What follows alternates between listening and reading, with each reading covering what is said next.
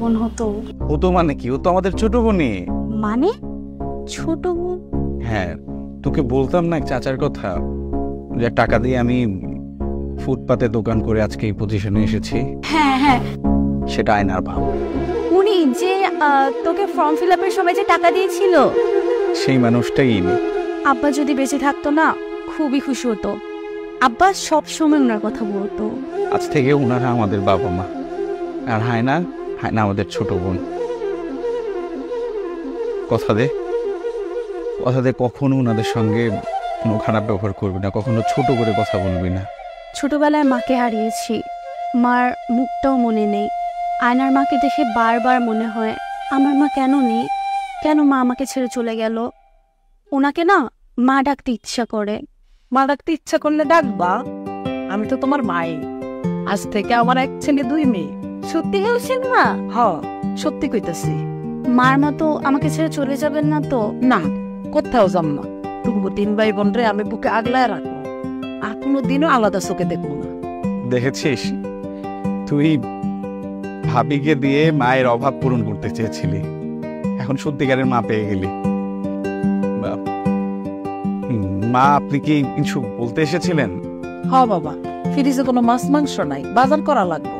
তো সেটা আমাকে কেন বলছেন? সেটা বাবাকে বলুন। এখন থেকে তো বাজারের সব দায়িত্ব বাবার। রাইমা, বাবাকে বাজারের টাকাগুলো দিয়ে দে। বলছি যে মা, ওই আয়নাকে কেমন স্কুলে ভর্তি করাবো? আয়নার বড় ভাই থাকতে আমি কইতে যাবো কেন? আজ থেকে তুমি ওর দায়িত্ব নিবা। ভাইয়া, আমি বলে কি আয়নাকে আমার স্কুলে ভর্তি করো, আমরা দুই বোন একসাথে যাব, আবার একসাথে আসবো। আর প্রথম তো ওকে একটু দেখে শুনে রাখতে হবে, তাই না? হ্যাঁ, আমার বড় মাইয়া ঠিক কথাই কইছে। আয়না আর ও একসঙ্গে আসা যাওয়া করবে। ঠিক আছে, সমস্যা নাই। তাহলে আয়নাকে তোর স্কুলে ভর্তি করাচ্ছি। তাহলে যা বাবারে ওই যে বাজারের টাকাটা দিয়ে দে। হ্যাঁ, বাজারে পাঠাই।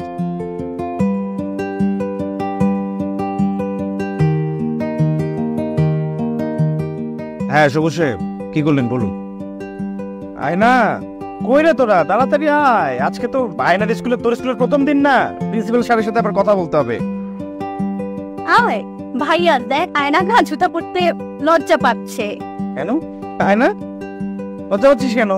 আগে কখনো জুতা পরে স্কুলে যাই নাই তো, এই জন্য কেমন জানি লাগতেছে।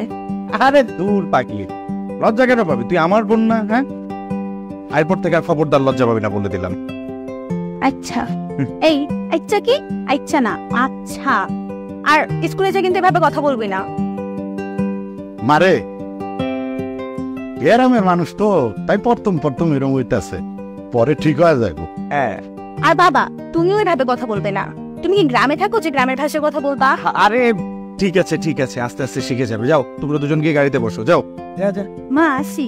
আচ্ছা, ফে আমাদের ইয়া